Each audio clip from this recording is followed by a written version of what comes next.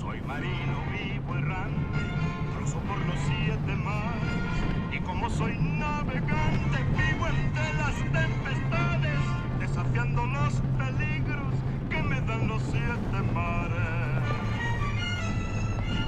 Cuando el mar está tranquilo y hay estrellas.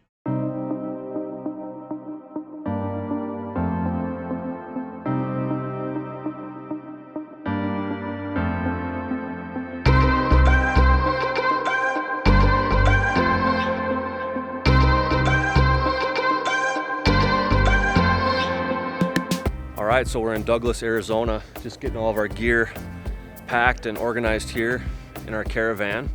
So a group of us will be traveling across the border this morning.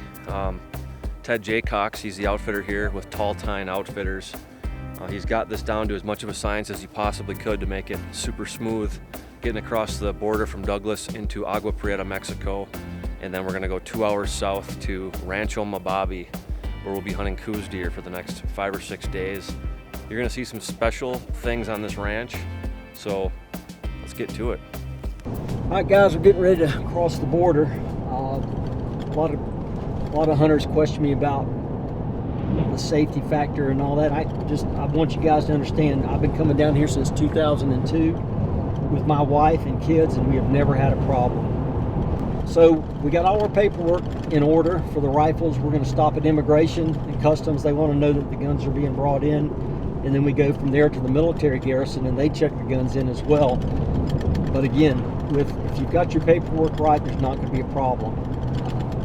Once that happens, we'll head to the ranch.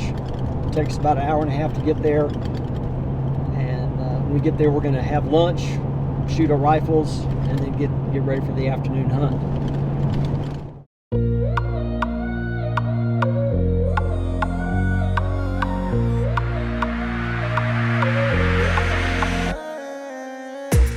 Having spent a good amount of time down here at Rancho Mababi now, you come here and it's almost like at some point the needles on the clock just stop spinning around, and this place is just like stuck in some other generation. I mean, they still got the Mexican cowboys running around out here herding cattle, and it's just really neat to be out here and experience this and just soak up the landscape, soak up all the beauty of the scenery. And even though this is rugged, tough country, and you know, at first glance it kind of looks like a barren wasteland, there's just a lot of rocks and cactus, and generally it's pretty brown and just drab in color.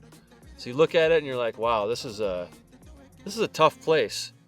But when you spend enough time really looking at it more deeply, you recognize the beauty in it, and it becomes a lot more colorful the more time that you spend out here, especially when you're doing something like deer hunting.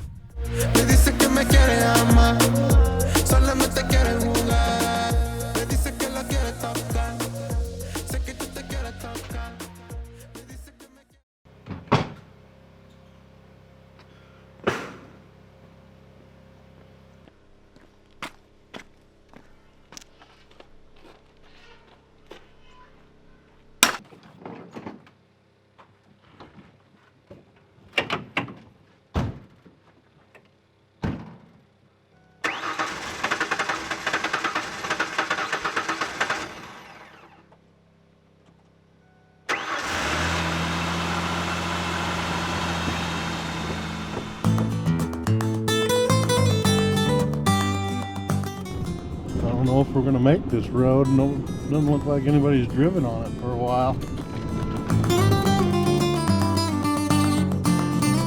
The amount of glassing that we have done in the last 5 days If you don't have good glass here, you're not going to be successful.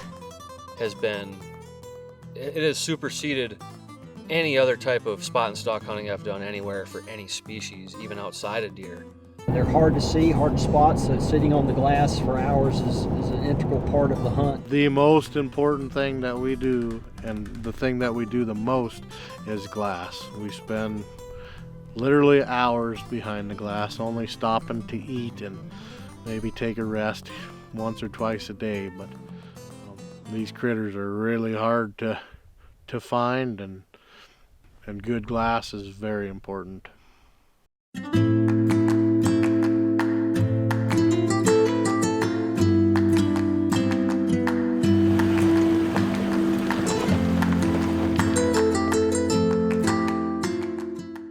out in this country, you know that you're going to be faced with a lot of situations where your best odds of getting a shot is going to be at long range. And out here, if you can't shoot 200 to 400 yards, you're really putting yourself at a disadvantage. So you have to have the right gear. You got to have a rifle that you're confident in. You've got to have great glass. You've got to have a solid range of magnification on your rifle scope. You got to know the dope on your ballistics for whatever cartridge you're shooting. And this week, for these deer, I've been running the Mossberg Patriot long range rifle, topped with a Leupold VX6 HD rifle scope. Fortunately for me, we finally stumbled into a great deer that gave me an opportunity on that fourth morning. And luckily, he stuck around long enough for me to have an opportunity to shoot him at just 80 yards.